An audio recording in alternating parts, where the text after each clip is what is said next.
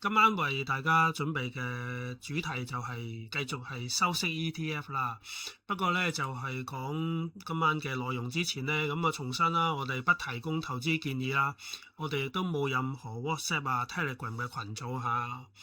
OK 嗱，咁咧就係今晚咧呢一個特登用呢個 AI 啊，即係我自己都要運用 AI 啦，AI 整啲圖啊，咁特別靚啊，咁整咗圖啦，咁要話俾你聽啊，咁個主題係乜嘢啊？咁諗下有咩主題咧，就叫做受夠了 AI 硬件的過山車啦。大家知道啦，呢一個禮拜啦，過去呢個禮拜咧，股市好波動啦，尤其是啲咁嘅 AI 嘅儲存啊、PCB 啊呢啲股啦，之前升得好勁嘅呢啲股咧，咁呢個禮拜咧都係大幅波動啊、下跌啊咁啊嘛。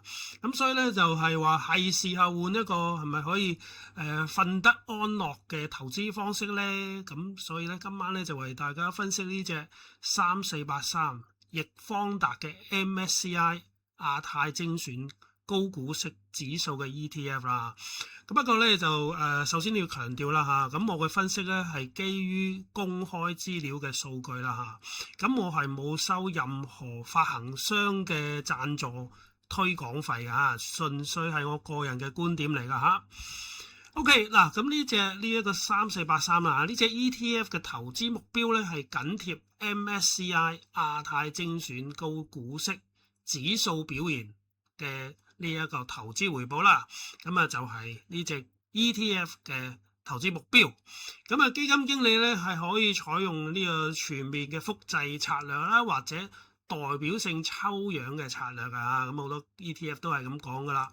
而且咧係可以喺全面複製策略同埋代表性抽樣策略之間轉換嘅。不過咧，我好少見到佢哋有 ETF 真係咁樣轉嚟轉去啦。咁通常咧都係採取呢個全面複製策略為主比較多㗎嚇。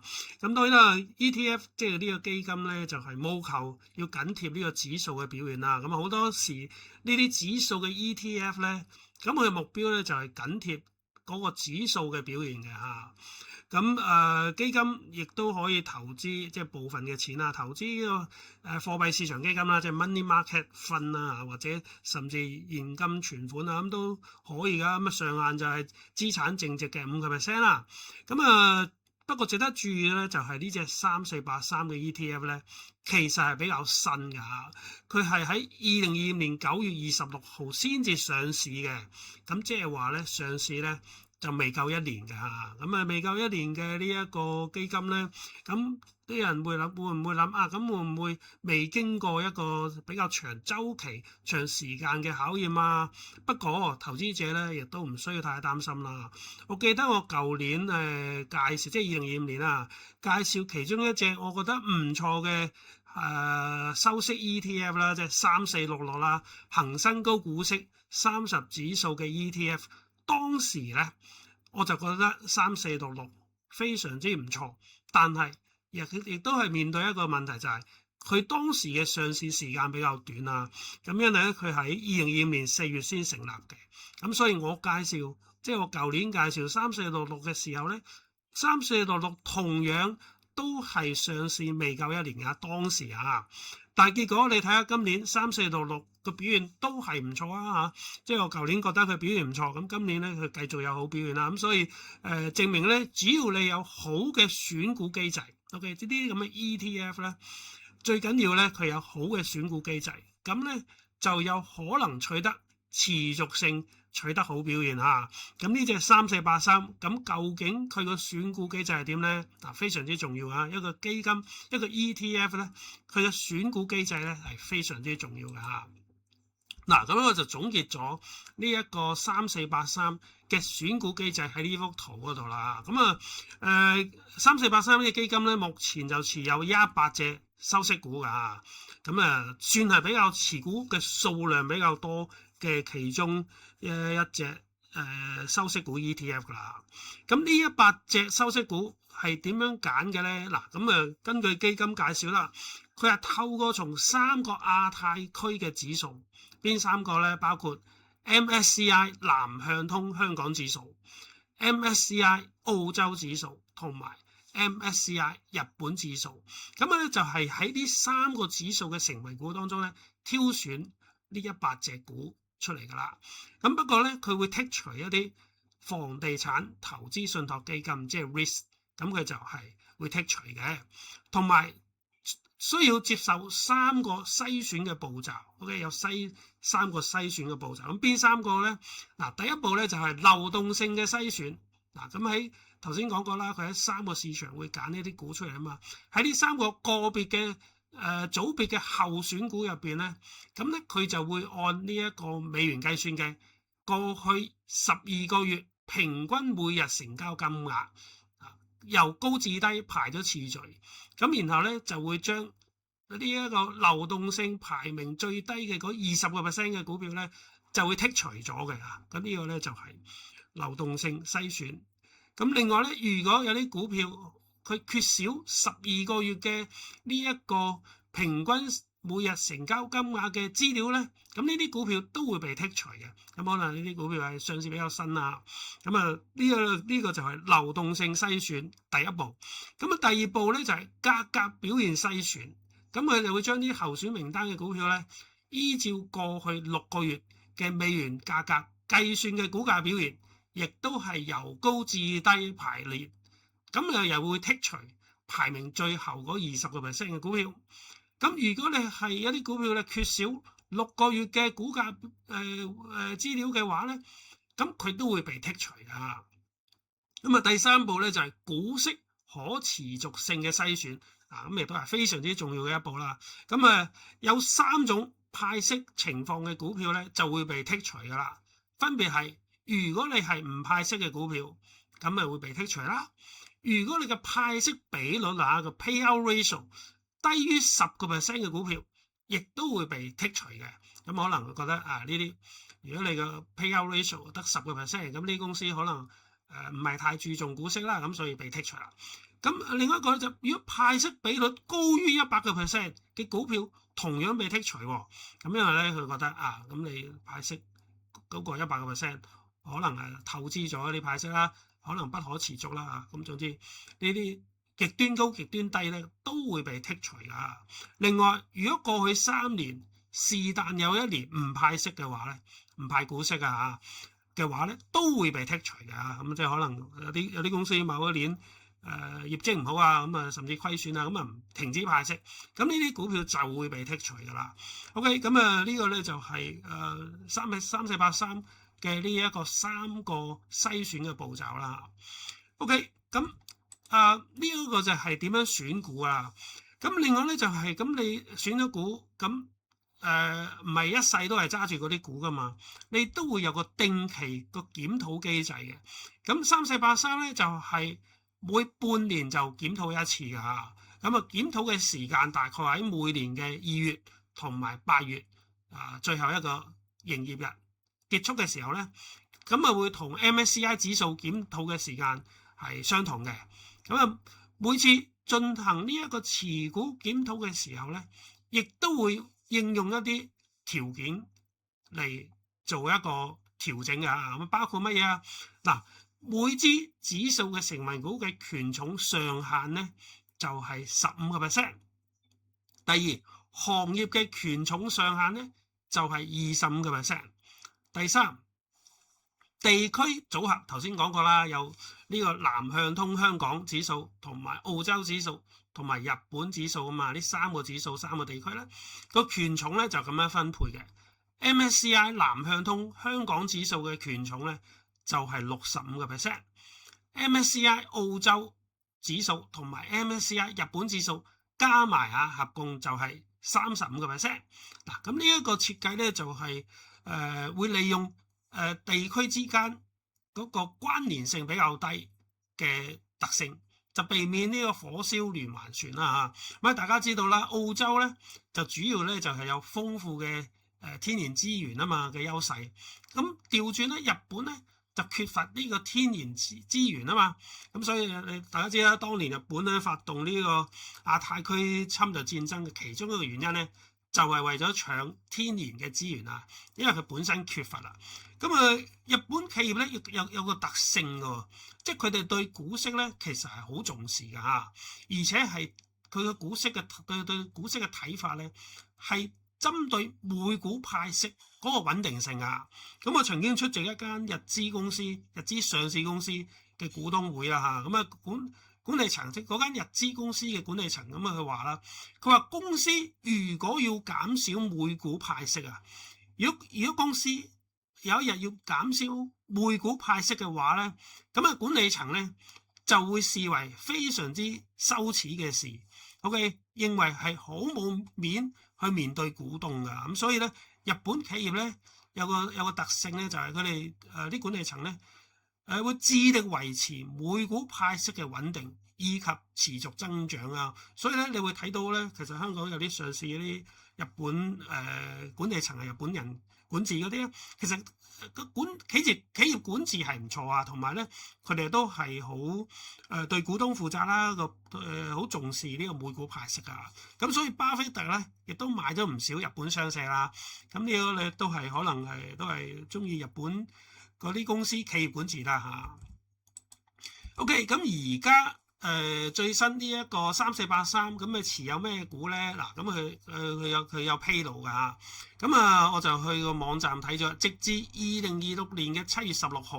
OK， 3483呢隻 ETF 咧個10大持股包括啲乜嘢啊？第一，中石油啦，即係857啦，咁啊屬於港股啦，屬於能源嘅分類啦，就佔比11.91%㗎。必和必拓呢一個屬於澳洲股啦，屬於原材料啦個分類啦，咁啊佔比5.75%嘅。中國神華1088啦，咁啊有港股啦，咁啊都係屬於能源分類啦，佔比就5.03%。工商銀行啦，咁大家知啦，咁啊港股啦，咁啊金融啦嘅分類啦，咁啊佔比3.46%。農行啦、農業銀行啦，咁啊亦都係港股啦，分類都係金融啦，佔比2.9%。跟住咧就係 SoftBank 就係日本啊日股啦，咁啊分類係電信業務啦，即係行業分類，佔比2.8%。咁啊下一隻就中遠海控啦，1919啦，咁啊又都係港股啦，咁啊分類咧就比較怪啲啊，分類做工業類，咁啊佔比2.76%。咁啊建設銀行啦，另一隻內銀啊，亦都係港股啦，分類係金融，佔比就2.74%。咁啊另一隻就中石化工，即係386啦，中石化又係港股啦，咁啊分類係能源啦，咁啊佔比2.69%。各位10大最後一隻就中國銀行3988啦，咁啊係港股啦，分類係金融啦，咁啊佔比2.5%。咁呢個咧就係直至到最近嘅10大持股嘅成分股嘅情況啦。OK， 咁啊以行業嘅分佈咧，咁啊直至到呢一個7月16號咧，咁啊3483咧持股頭嗰5大行業分別就係乜嘢咧？金融佔比26.01%。能源佔比24.5%，工業佔比13.89%，原材料佔比11.51%，非日常生活消費品佔比6.76%。嗱，咁都相對都比較多元化，比較分散啦。咁以地區嚟計咧，咁啊地區嚟計咧，港股咧就係63.4%，咁啊日股咧就係19%，澳洲股就17.6%。嗱，你會見到呢一個地區分佈咧，就同頭先講嘅呢一個6535咧就有啲唔同喎。咁啊點解咧？就係咁，因為你組合以65對35%，即係港股佔65啦，原本係咪？咁啊日股加澳洲股加埋原本佔35%啦。咁但係咧，你隨着嗰個股市嘅交易咧，咁你股價會升升跌跌噶嘛。咁所以如果你咁樣睇落去咧，即係證明咧，其實呢段時期咧，日股同埋澳洲股咧加埋合計啊，咁啊跑贏咗港股啊。咁所以咧，日股同埋澳洲股嘅佔比合計咧就超過咗原本呢一個設定嘅比例3%啊，調轉港股咧就可能表現得冇咁好啦。咁咧佢嗰個佔比咧就偏離咗原本所定嘅65%。OK，咁但係呢個咧會隨住時間唔同咧，咁啊每個市場咧喺每個階段咧表現都可能唔同啊。咁無論如何咧，即係表示呢段期間咧，日股同埋澳股咧、澳洲股啊合計咧就跑贏咗港股啦。OK。咁呢個亦都係佢多元化嘅其中一個原因啦嚇，咁啊就變咗一啲市場關聯度低啊，頭先講過啦，咁變咗咧就係可以分散嘅呢一個作用啦。嗱，咁咧呢個3483都係屬於收息嘅 ETF 啦，咁所以咧收息亦都係投資者好關注嘅一點啦嚇。咁啊派息方面咧，3483咧係每半年派息一次嘅。咁啊，因為頭先講過啦，3483上市唔夠1年啊嘛，所以佢至今咧上市至今啊，只係派過一次股息嘅啫，就係派咗0.45港元啦，派咗4毫半紙啊。咁按而家現計17.35港元計算咧，我哋簡單年化咗佢個股息率咧，就係5.2%。OK，呢個只係簡單年化㗎，因為佢只係派過一次，咁你唔知佢末期息派幾多㗎。OK， 嗱咁派息係一樣嘢啦。咁之前咧我講親呢啲咁嘅收息 ETF 咧，都強調咧，我哋一定要睇咧個絕對值嘅投資回報率㗎。咁同埋亦都會同呢一個，因為佢都係一啲指數嘅追蹤指數嘅 ETF 㗎嘛。咁我哋亦都會同佢所追蹤嘅指數嗰個偏離度去睇嘅嚇，即係睇佢追蹤得好唔好啦。咁直至到5月底咧，呢一個3483佢所追蹤嘅指數，今年year to date 嘅投資回報咧表現係14.7%，正14.7%啊。咁而呢一個3483嘅 ETF，佢個投資回報咧就係正14.2%。咁大致咧都呢一個追蹤得唔錯啦，即係都幾跟得貼啦嚇。OK，咁究竟今年嗱咁最新因為大家知啦嘅股市隨時都有變化噶嘛。咁最新點樣嗱？我幫大家綜合咗咁多隻都市面上比較熱門嘅呢一個收息 ETF 啦。咁經歷過呢一個禮拜咁波動嘅股市表現之後咧，咁究竟嗰個按投資回報我哋按今年 year to date 嘅投資回報率排次序係點咧？嗱，咁呢個睇到啦嚇，3483嗱，咁咧就係領先其他啦。上個禮拜我記得上個禮拜我講3145嘅時候咧，3145係領先㗎。咁呢個禮拜經過一個禮拜嘅呢一個追逐之後咧，3483咧就反超前啦。但係3145都非常之唔錯啊，即係佢哋都係同3483、3145咧，都係兩隻都係領先其他 收息 ETF 㗎。嗱，咁再重申一樣嘢就係大家買呢啲收息 ETF 咧，千祈唔好淨係望住個股息同埋股息率啦。我哋買呢個 ETF 又好，買股票又好，或者買收息股又好，我哋係要睇股息加埋股價表現嘅總投資回報率嚇。咁呢一個3483今年做得唔錯啦嚇，總投資回報率咧有10.4%。咁而呢一個其實我舊年講呢個3190、3466係唔錯啊。嗱，咁佢都係唔錯㗎。